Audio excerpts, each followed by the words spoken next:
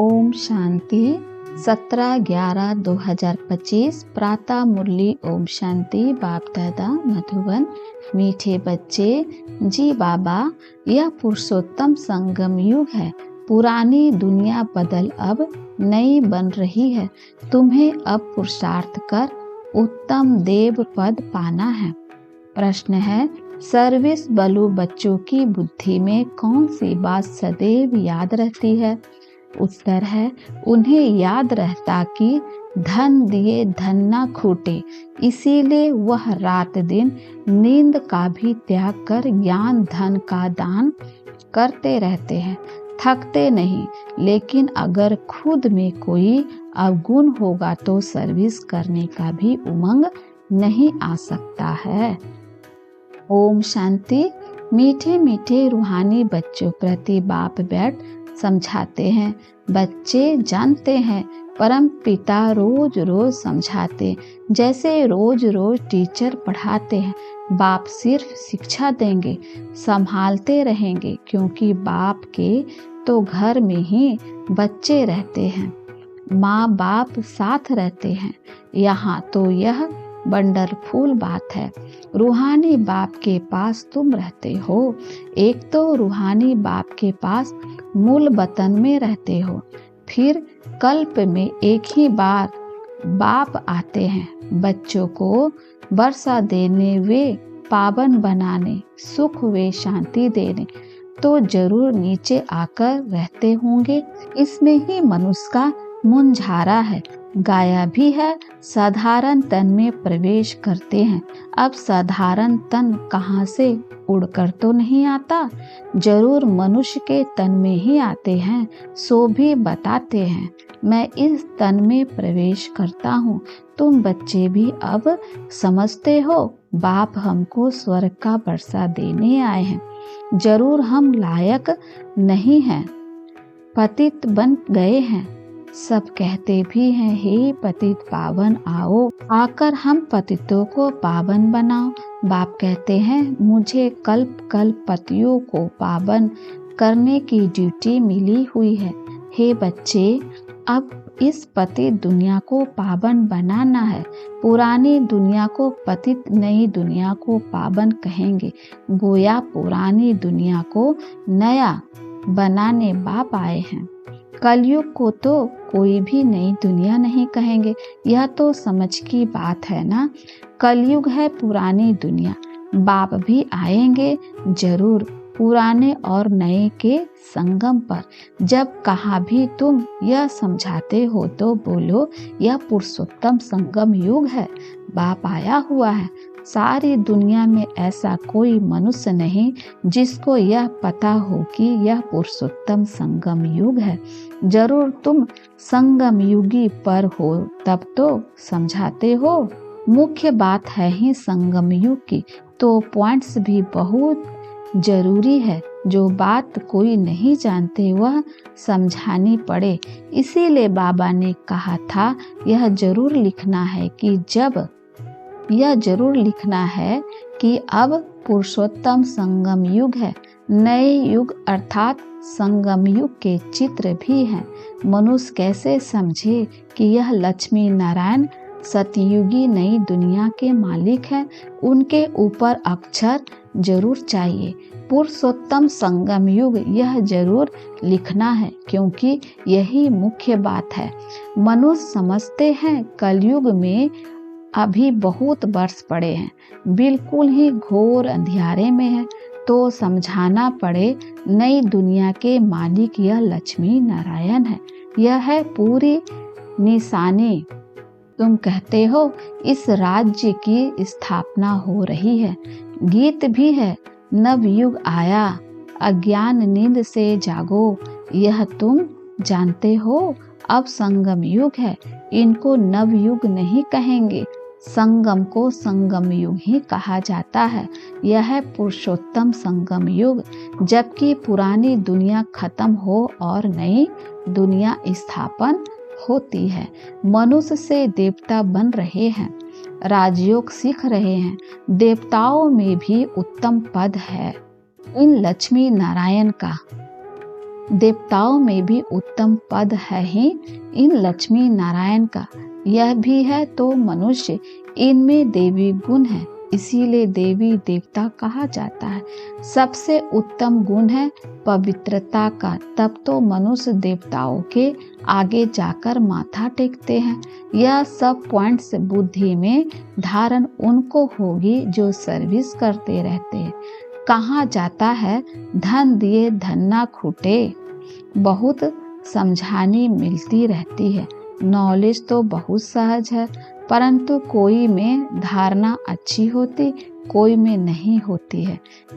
जिनमें अवगुण है वह तो सेंटर संभाल भी नहीं सकते हैं। तो बाप बच्चों को समझाते हैं, प्रदर्शनी में भी धीरे धीरे अक्षर देनी चाहिए। पुरुषोत्तम संगम युग तो मुख्य समझाना चाहिए। इस संगम पर आदि सनातन देवी देवता धर्म की स्थापना हो रही है। जब यह धर्म था तो और कोई धर्म नहीं था। यह जो महाभारत लड़ाई है उनकी भी बूंद है, यह भी अभी निकले हैं। आगे थोड़े ही थे। 100 वर्ष के अंदर सब खलास हो जाते हैं। संगम युग को कम से कम 100 वर्ष तो चाहिए ना। सारी नई दुनिया बनी है। न्यू दिल्ली बनाने में कितना वर्ष लगा? तुम समझते हो भारत में ही नई दुनिया होती है, फिर पुरानी खलास हो जाएगी। कुछ तो रहती है ना, प्रलय तो होती नहीं। यह सब बातें बुद्धि में है। अभी है संगम युग। नई दुनिया में जरूर यह देवी देवता थे, फिर यही होंगे। यह है राजयोग की पढ़ाई। अगर कोई डिटेल में नहीं समझा सकते हैं तो सिर्फ एक बात बोलो, परम पिता परमात्मा जो सबका बाप है उनको तो सब याद करते हैं। वह हम सब बच्चों को कहते हैं तुम पतित बन पड़े हो, पुकारते भी हो हे पतित पावन आओ। बरोबर कलयुग में है पतित, सतयुग में पावन होते हैं। बरोबर कलयुग में है पतित, सतयुग में पावन होते हैं।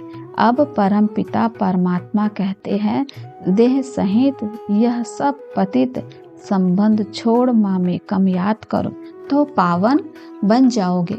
यह गीता के ही अक्षर हैं, है भी गीता का युग। गीता संगम युग पर ही गाई हुई थी, जबकि विनाश हुआ था। बाप ने राजयोग सिखाया था, राजाएं स्थापन हुई थी, फिर जरूर होगी। यह सब रूहानी बाप समझाते हैं ना। चलो इस तन में न आए और कोई में भी आए, समझानी तो बाप की ही है ना। हम इनका तो नाम लेते नहीं हैं, हम तो सिर्फ बतलाते हैं। बाप कहते हैं मुझे याद करो तो तुम पावन बन और मेरे पास चले आओगे। कितना सहज है, सिर्फ मुझे याद करो और 84 के चक्र का ज्ञान बुद्धि में हो। जो धारणा करेगा वह चक्रवर्ती राजा बनेगा। यह मैसेज तो सब धर्म वालों के लिए है। घर तो सबको जाना है, हम भी घर का ही रास्ता बताते हैं। पादरी आदि कोई भी हो, तुम उनको बाप का संदेश दे सकते हो। तुमको खुशी का बहुत पारा चढ़ना चाहिए।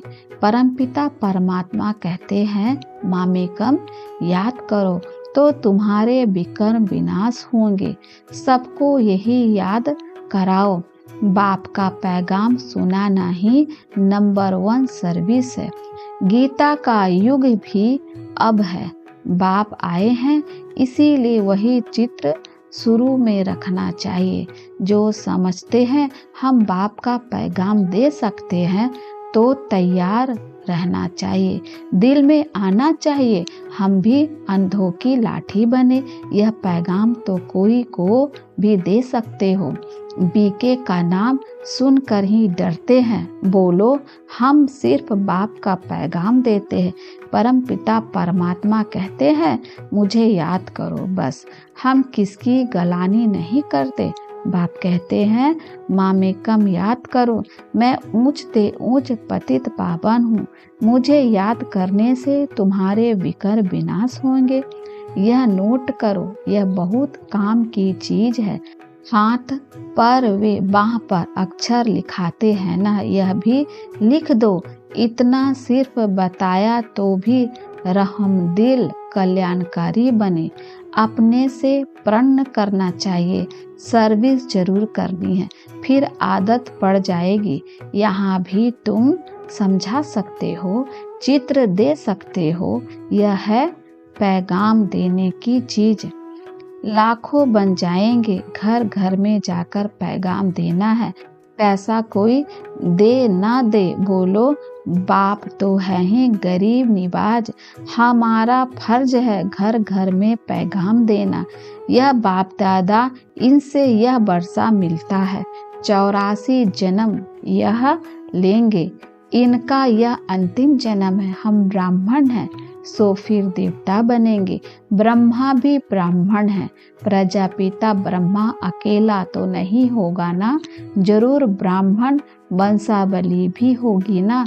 ब्रह्मा सो विष्णु देवता, ब्राह्मण है चोटी, वही देवता क्षत्रिय वैश्य शूद्र बनते हैं। कोई जरूर निकलेंगे जो तुम्हारी बातों को समझेंगे, पुरुषार्थ भी सर्विस कर सकते हैं। सवेरे उठकर मनुष्य जब दुकान खोलते हैं तो कहते हैं सुबह का साईं, तुम भी सवेरे सवेरे जाकर बाप का पैगाम सुनाओ, बोलो तुम्हारा धंधा बहुत अच्छा होगा। तुम साइंस को याद करो, बोलो तुम्हारा धंधा बहुत अच्छा होगा। तुम साईं को याद करो तो 21 जन्म का वर्षा मिलेगा। अमृत वेले का टाइम अच्छा होता है। आजकल कारखानों में माताएं भी बैठ काम करती है। यह बैज भी बनाना बहुत सहज है। तुम बच्चों को तो रात दिन सर्विस में लग जाना चाहिए, नींद हराम कर देनी चाहिए। बाप का परिचय मिलने से मनुष्य धन के बन जाते हैं। तुम किसी को भी पैगाम दे सकते हो, तुम्हारा ज्ञान तो बहुत ऊंचा है। बोलो हम तो एक को याद करते हैं। क्राइस्ट की आत्मा भी उनका बच्चा थी, आत्माएं तो सब उनके बच्चे हैं। वही गॉड फादर कहते हैं कि और कोई भी देहधारी को मत याद करो। तुम अपने को आत्मा समझ मामे कम याद करो तो विकर्म विनाश हो जाएंगे। मेरे पास आ जाओगे। मनुष्य पुरुषार्थ करते ही है घर जाने के लिए, परंतु जाता कोई भी नहीं। देखा जाता है बच्चे अभी बहुत ठंडे हैं, इतनी मेहनत पहुंचती नहीं, बहाना करते रहते हैं। इसमें बहुत सहज बहाना करते रहते हैं, इसमें बहुत सहन भी करना पड़ता है। धर्म स्थापक को कितना सहन करना पड़ता है। क्राइस्ट के लिए भी कहते हैं उनको क्रॉस पर चढ़ाया। तुम्हारा काम है सबको संदेश देना, उसके लिए युक्तियाँ बाबा बताते रहते हैं। कोई सर्विस नहीं करते हैं तो बाबा समझते हैं धारणा नहीं है। बाबा राय देते हैं कैसे पैगाम दो। ट्रेन में भी तुम यह पैगाम देते रहो। तुम जानते हो हम स्वर्ग में जाते हैं, कोई शांति धाम में भी जाएंगे ना। रास्ता तो तुम ही बता सकते हो। तुम ब्राह्मणों को ही जाना चाहिए है तो बहुत ब्राह्मणों को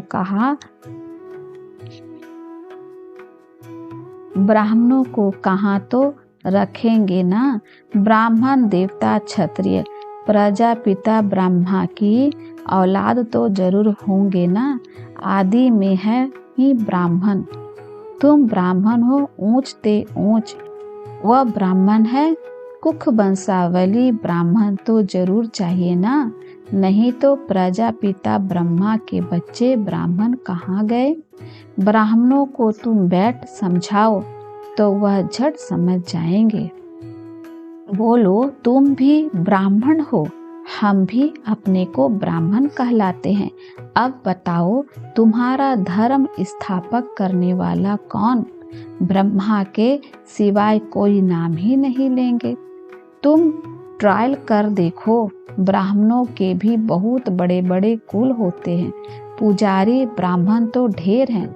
अजमेर में ढेर बच्चे जाते हैं। कभी कोई ने समाचार नहीं दिया कि हम ब्राह्मणों से मिले। उनसे पूछा, तुम्हारा धर्म स्थापक करने वाला कौन? ब्राह्मण धर्म किसने स्थापन किया? तुमको तो मालूम है। सच्चे ब्राह्मण कौन है तुम बताते हो? तुम बहुतों का कल्याण कर सकते हो। यात्राओं पर भक्त ही जाते हैं। यह चित्र तो बहुत अच्छा है, लक्ष्मी नारायण का। तुमको मालूम है जगत अम्बा कौन है, लक्ष्मी कौन है? ऐसे ऐसे तुम नौकरों, भिलनियों आदि को भी समझा सकते हो। तुम्हारे बिगड़ तो कोई है नहीं जो उन्हें को सुनाए। बहुत रहमदिल बनना है। बोलो, तुम भी पावन बन पावन दुनिया में जा सकते हो। अपने को आत्मा समझो, शिव बाबा को याद करो। शौक बहुत होना चाहिए। किसी को भी रास्ता बताने का जो खुद याद करते होंगे वही दूसरे को याद कराएंगे। शौक बहुत होना चाहिए किसी को भी रास्ता बताने का। जो खुद याद करते रहोगे वही दूसरे को याद कराने का पुरुषार्थ करेंगे। बाप तो नहीं जाकर बता सकेंगे, यह तो तुम बच्चों का काम है। गरीबों का भी कल्याण करना है। बेचारे बहुत सुखी हो जाएंगे। थोड़ा याद करने से प्रजा में भी आ जाएंगे, वह भी अच्छा है। यह धर्म तो बहुत सुख देने वाला है। दिन प्रतिदिन तुम्हारा आवाज जोर से निकलेगा। सबको यही पैगाम देते रहो। अपने को आत्मा समझ बाप को याद करो। तुम मीठे मीठे बच्चे पद्मा पदम भाग्यशाली हो। जबकि महिमा सुनते हो तो समझते हो, फिर भी कोई बात की फिक्रात आदि क्यों रखनी चाहिए? यह है गुप्त ज्ञान, गुप्त खुशी। तुम हो इनकॉग्निटो वारियस। तुमको अननोन वारियस कहेंगे और कोई अननोन वारियस हो नहीं सकता। तुम्हारा दिलवाड़ा मंदिर पूरा यादगार है। दिल लेने वाले का परिवार है ना।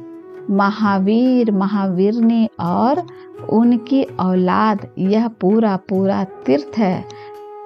काशी से भी ऊंची जगह हुई। अच्छा, मीठे मीठे सिखलते बच्चों प्रति माता पिता बाप दादा का याद प्यार और गुड मॉर्निंग। रूहानी बाप की रूहानी बच्चों को नमस्ते। हम रूहानी बच्चों की ओर से रूहानी माता पिता बाप दादा को याद प्यार और नमस्ते बाबा, शुक्रिया बाबा, शुक्रिया। धारणा के लिए मुक्तसार है। पहला, घर घर में जाकर बाप का पैगाम देना है। सर्विस करने का प्रण करो। सर्विस के लिए कोई भी बहाना मत दो। दूसरा है, किसी भी बात की फिक्रात नहीं करनी है। गुप्त खुशी में रहना है। किसी भी देहधारी को याद नहीं करना है। एक बाप की याद में रहना है। वरदान है, कल्याणकारी बाप और समय का हर सेकंड लाभ उठाने वाले निश्चय बुद्धि निश्चिंत भव। जो भी दृश्य चल रहा है उसे त्रिकालदर्शी बनकर देखो। हिम्मत और उल्लास में रह स्वयं भी समर्थ आत्मा बनो और विश्व को भी समर्थ बनाओ। स्वयं के तूफानों में हिलो मत, अचल बनो। जो समय मिला है, साथ मिला है, अनेक प्रकार के खजाने मिल रहे हैं, उनसे संपत्तिवान और समर्थिवान बनो।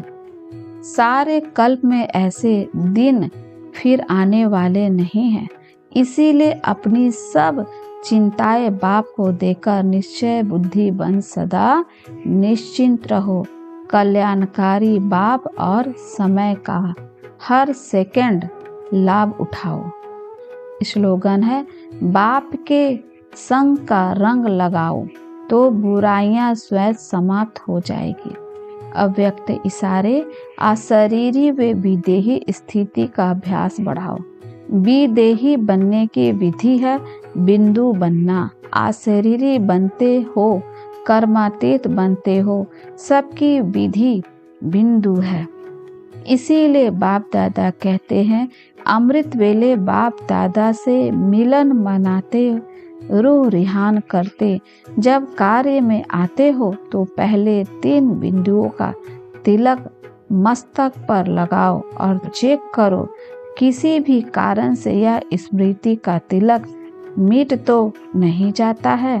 अविनाशी अमिट तिलक रहे। अच्छा, ओम शांति।